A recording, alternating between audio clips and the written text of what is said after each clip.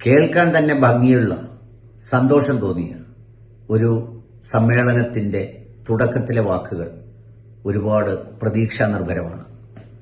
ഞാൻ പലപ്പോഴും വ്യത്യസ്തമായ നിലപാട് സ്വീകരിക്കുന്നതിന്റെ പേരിൽ ഒരു നല്ല സംഘത്തിൻ്റെ ഉള്ളിൽ കുശുമ്പും കുഞ്ഞായ്മയും ഭിന്നിപ്പും ഒക്കെ സൃഷ്ടിക്കാൻ ശ്രമിക്കുന്ന താൽപര്യങ്ങൾക്കെതിരെ സംസാരിച്ചിട്ടുള്ളപ്പോൾ പലപ്പോഴും പരാമർശിച്ചു പോയ പേരാണ് ഉമർ മുക്കം ഫൈസിയുടേത്. എന്നാൽ സമസ്തയുടെ 100ാം വാർഷിക സമ്മേളനത്തിന്റെ സ്വാഗതം പറഞ്ഞത് ഉമർ മുക്കം ഫൈസിയായിരുന്നു. ആ പരിപാടി ഉദ്ഘാടനം ചെയ്തത് പാണക്കാട് സയ്യിദ് സാദിഖ് അലി ശിഹാബ് തങ്ങളും. ആ വേദിയിൽ വെച്ച് ഉമർ മുക്കം ഫൈസി വളരെ കൃത്യമായി പറഞ്ഞ ചില കാര്യങ്ങൾ കേൾക്കേണ്ടതാണ്, കേൾപ്പിക്കേണ്ടതാണ്. അന്ന് രാവിലെ ഒരു വാർത്ത കേട്ടു.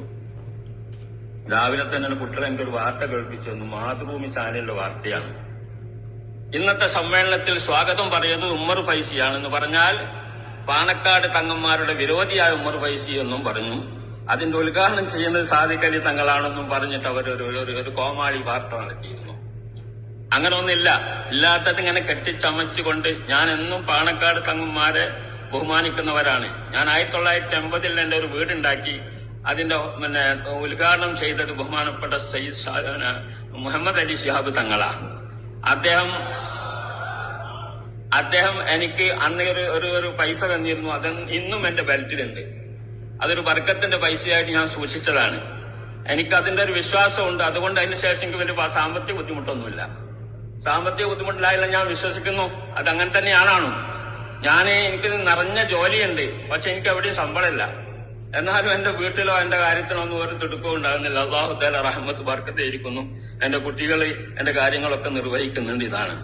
അപ്പൊ അത് സാമ്പത്തിക മേഖലയെന്ന് മാത്രമല്ല, എന്തെങ്കിലും വിഷമമൊക്കെ ഉണ്ടായാൽ നമ്മള് ചെന്ന് അന്യായം പറയുന്ന അല്ലെങ്കിൽ നമുക്ക് തണലായി നിൽക്കുന്ന ഒരു കുടുംബമാണ് പാണക്കാട് കുടുംബം. ആൾക്കാരെന്തൊക്കെ പറയുന്നു, ഇതൊക്കെ എന്താക്കുന്നു കേട്ടിട്ട് നമ്മളുടെ ഇടയിൽ ഇങ്ങനെ വിരോധാണ്, ഞാൻ ലീഗ് വിരോധിയാണ്, സഖാവാണ് എന്നൊക്കെ പറയുന്നവരുണ്ട്. ഒക്കെ പറച്ചിലാണ്. ഒന്നുമില്ല. സഖാവ് ഒരു മനുഷ്യനിക്ക് അങ്ങനെ ആകാൻ കഴിയൂല. ഒരു മുങ്ങിനാണ് മനുഷ്യൻ. അതുകൊണ്ട് ഇങ്ങനെയുള്ള വർത്താനങ്ങളും ഇതൊക്കെ കേട്ടിട്ട് നമ്മളെന്താക്കരുത്, പരസ്പരം ഗീബത്ത് നമീമത്തൊന്നും നടത്തരുത്. സംഗതികൾ എന്താക്കണം, നമ്മൾ ഈ മേഖലയിൽ ജീവിക്കേണ്ടവരല്ലേ. പരിശുദ്ധ ദീനുൽ ഇസ്ലാമിന്റെ പ്രചരണ മേഖലയിൽ പ്രവർത്തിക്കലാണ് എന്റെ പണി മുഴുവനും. എന്റെ വീട്ടില് കോളിംഗ് ബെല്ല് പെണ്ണുങ്ങൾ എടുത്തു വെച്ചതാ. കാരണം ഞാൻ പാതിരക്ക് ചെന്ന് ബെല്ലടിച്ചോളം ഉറക്കം സുപ്പാക്കിയിട്ട്. അപ്പൊ അതുകൊണ്ട് രാവിലെ എണീറ്റ് പോന്നിട്ട് എനിക്ക് വേറെ പണിയൊന്നുമില്ല. എനിക്ക് ഈ ദീന്റെ മേഖലയിലെ പ്രവർത്തന പണി മാത്രമേ ഉള്ളൂ. അതിനൊന്നും ഒരു പ്രതിഫലം വാങ്ങിയുള്ള പണിയല്ല. അള്ളാഹുന്റെ വചനം വിചാരിച്ച് ഞാൻ ശംസുലുലമയുടെ കൂടെ 20 കൊല്ലം ജീവിച്ചവനാണ്. ശംസുലുലമയുടെ പ്രതിസന്ധി ഘട്ടത്തിൽ എന്റെ മതിവ് പറയാനല്ല ഞാൻ പറയുന്നത്. ഞാൻ പറയുന്നത് എന്താ വെച്ചാൽ ഇവിടെ നടക്കുന്ന ഫിത്തനകളെ സംബന്ധിച്ച് പറയാണ്. ഞാനത് വലിയ യോഗ്യനാണെന്ന് പറയാനല്ല. നമ്മളൊക്കെ ദീനിന്റെ കുട്ടികളാണ് എന്നാക്കി ചേർന്നുകൊണ്ട് നമ്മളെന്താക്കുക, ആ വിശ്വാസവും പ്രവൃത്തിയൊക്കെ ആ രൂപത്തിലാവണം എന്ന് ഈ അവസരത്തിൽ സാന്ദർഭികമായി പറയാണ്. സയ്യിദ് സാദിഖ് അലി ശിഹാബ് തങ്ങൾ ഉദ്ഘാടനം ചെയ്യും. ഇതായിരുന്നു ആ വേദിയിൽ ഉമർ മുക്കം ഫൈസി പറഞ്ഞ വാക്കുകൾ. കൃത്യമാണ്, വ്യക്തമാണ് അദ്ദേഹം പറഞ്ഞത്. ഒരാവർത്തനത്തിന്റെ ആവശ്യമില്ല. അതിനെ സ്വീകരിച്ചുകൊണ്ട് വളരെ മനോഹരമായി സാദിഖ് അലി തങ്ങളും മറുപടി പറഞ്ഞു. ഭിന്നിച്ചിരിക്കുന്നതിനേക്കാളും ഭിന്നിക്കാനുണ്ടാകുന്നതിനേക്കാളും 1000 കാരണങ്ങൾ നമുക്ക് ഒന്നിക്കുവാനുണ്ട് എന്നുള്ളതാണ്. പക്ഷെ പലപ്പോഴും നമ്മളത് മറന്നു പോവുകയാണ്.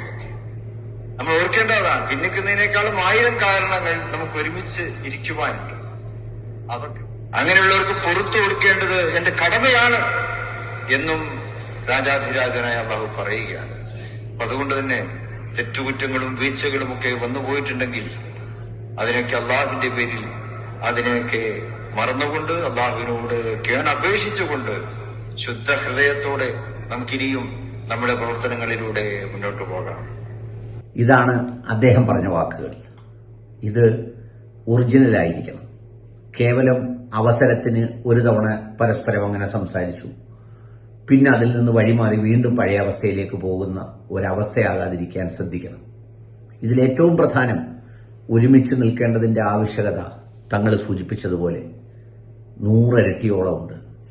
കാലം അതാണ് ആവശ്യപ്പെടുന്നത്, സാഹചര്യങ്ങൾ അതാണ് ആവശ്യപ്പെടുന്നത്. സുന്നത്ത് ജമാഅത്തിന് ആവശ്യമുള്ളതും അതുതന്നെയാണ്.